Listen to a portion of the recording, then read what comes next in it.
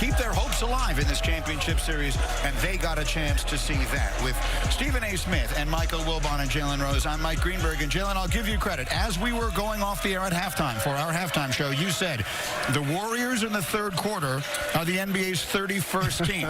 Well, tonight they certainly demonstrated that. And they consistently have done that over the last few years, and this is something, if you're the Boston Celtics, you got to pay attention to. But Steph Curry led the way. He shot confidence into his team. But the points off turnovers for the Golden State Warriors, that was the big difference. 33 big points off turnovers. When you're playing on the road in the NBA Finals, you just can't win like that. Boston Celtics didn't come ready to play in the second half. They weren't the same team. They played like a team that said, we came and got what we came for in game one. They didn't show up in the second half in game two. They got blitzed like, 35-14 in the third quarter. Steph Curry goes ballistic. Jordan Poole shot 1 for 5 in the first half. It was a no-show, showed up in the second half and hit a couple of big-time three-pointers. But keep this in mind. Marcus Smart had 2 points for the game, 0 points in the second half. Al Horford, who led the Celtics with 26 points in game one, had 0 points in the first half, 2 points for the game, okay? So when you take that into consideration, there is no question it was an anemic performance by the Boston Celtics. They were sloppy. They played with no urgency because they played like a team that said, we got what we came for, and the Warriors said, wake up. This is still a series to win. They played like a team that got defended, Stephen A. They shot 37.5%. Listen to some of these numbers. Jason Tatum, who had 1 quarter, was 8 for 19. Al Horford, as you mentioned, 1 for 4. Jaylen Brown, 5 for 17. Marcus Smart, 1 for 6. Derek White, 4 for 13. They got defended. We asked the Golden State Warriors after the other night when they gave up a torrent of threes to play like a championship defense, and they did. So I'm not letting the Celtics off the hook with they didn't play well. They got defended. They got some of their own medicine. Golden State went back to the future and played the way we know a championship defense can play. But this is what drives me crazy about you, Wilbon. I know you're right, but I don't believe you're being complete. I understand how elite Golden State's defense can be. But damn, 2 points? Hey. 2? I mean, I'm just saying, there are elite defenses, okay, that put you on lockdown, and you can accidentally score 2 points in the second half of an NBA final. Stephen A., after the other night, when Golden State on their own floor got torched like they were in a YMCA game, all right? They had to respond with real defense. We all talked about how long and athletic and strong the Boston Celtics players were, and all that's true, by the way. Yes. They may respond, but look, the playoffs are about zig and zag. And Boston got away with everything they wanted to in game one and nothing in game two. That's how playoff series go. The most fearless member of the Golden State Warriors was actually Draymond Green. I guarantee you the Boston Celtics going to look back at the footage of this game and look at the number of players that he jumped up in their face and was wolfing. They're going to show that because that level of toughness and leadership, that carried against Al Horford. It carried against Robert Williams III. Let me just say this out loud. Time Lord is injured. And it's going to be interesting to see if Robert Williams III can actually finish this series. He was out there limping, and I applaud him for trying to play. And Grant Williams got to play through the officiating. But Draymond Green, normally when a guy has a technical, Stephen A., Wilbon, and Greeny, they're not doing this.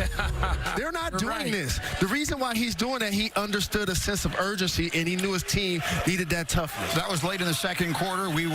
Many people wondering, would he wind up getting thrown out of the game with a second technical there? We talked about selective officiating, and he stays in, and they blow him out in the second half. But to the point you were making earlier, Stephen A., the Celtics acting like they got what they came for, which I understand. But this was a 2-point game at halftime. They were right there with a chance to essentially put a stranglehold on this series, and then they got their doors blown off. Well, I specifically said that it was the second half. Yeah. I didn't say the game. No. They said the second half when Golden State made a run, the level of urgency that they had to get a game wasn't there in game two because they got game one.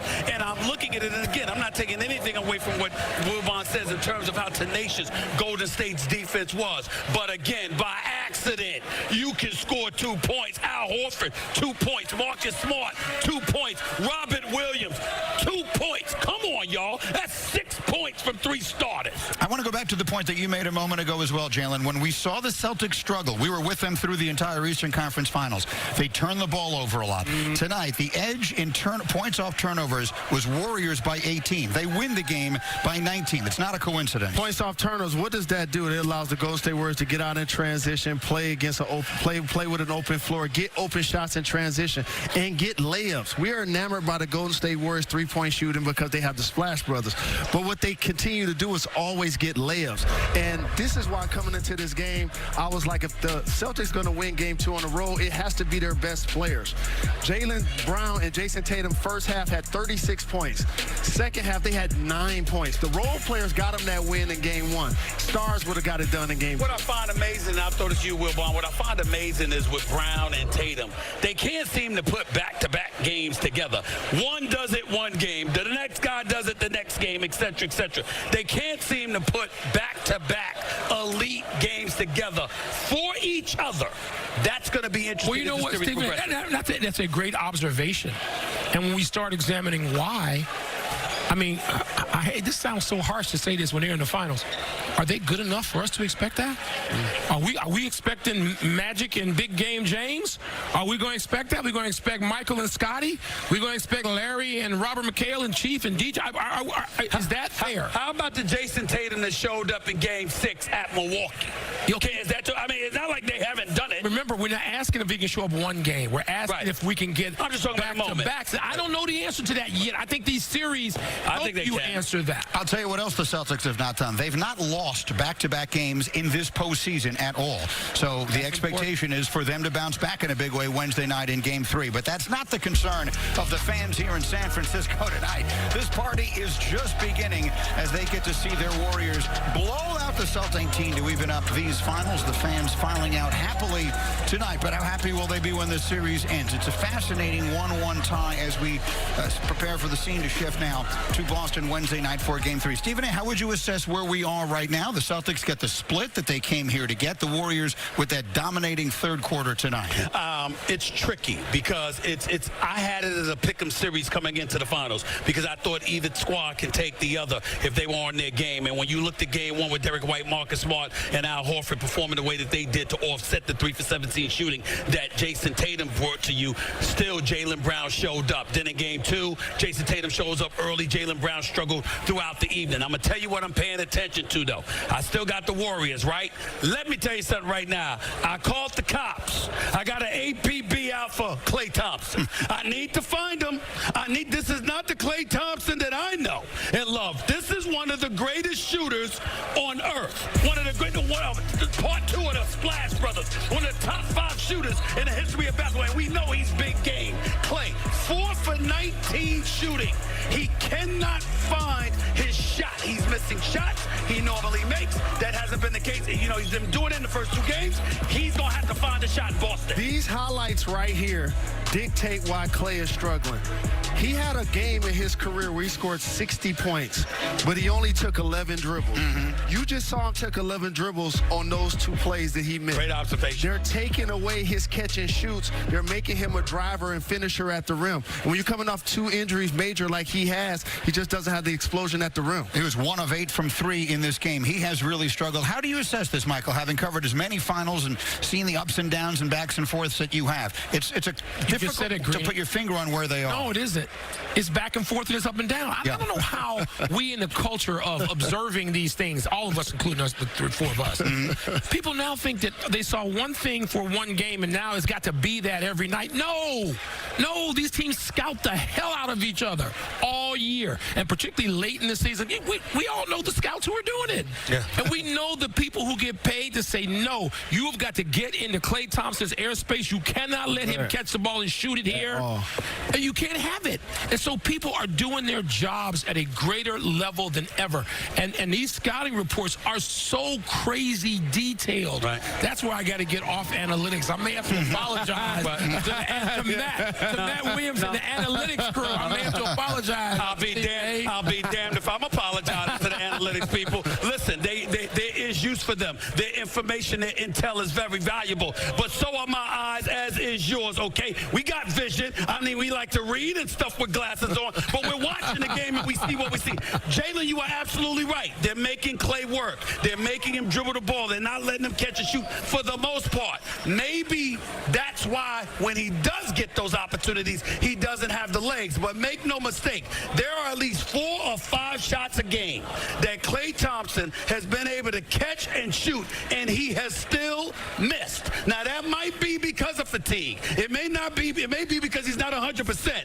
But damn it, he ain't making them. And he's going to need to make them in Boston, because Boston is a different animal. When you roll up into that building, you better be ready. Here's what's going to happen in Boston. Their role players are going to actually perform better.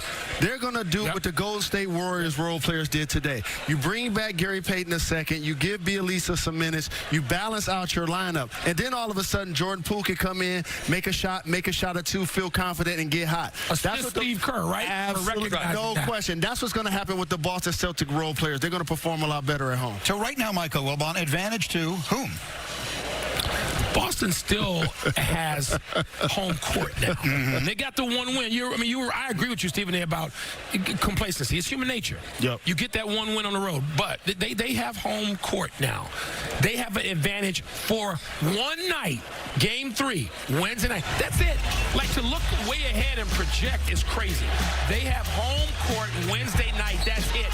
If they hold it, they still have advantage going to Game 4. If they don't, Golden State comes back and Klay Thompson finds that aggression, which is what I think it is in his shot. It can change. I will remind you, even after the loss tonight, what's Boston's record in the postseason on a roll? Like 8-3? Yeah. Home is where they have a problem. They have a problem because some reason they get back to Boston. I don't know if it's sleeping in their own bed, getting comfortable, whatever the issue is, they have a problem. So this is a golden opportunity, no pun intended, for the Golden State Warriors to take advantage, jump right on them, and reclaim home court advantage. I think it would be unwise to lose Game 3 and have a Game 4 situation. The Warriors had a splash, brothers. I look at Marcus Smart as a crash brother. And while he's a defensive player of the year, he's improved offensively. He got to give them more at that position. All right, we are even at 1 game apiece. Your late local news is next for those of you all across the country, except those out here with us on the West Coast.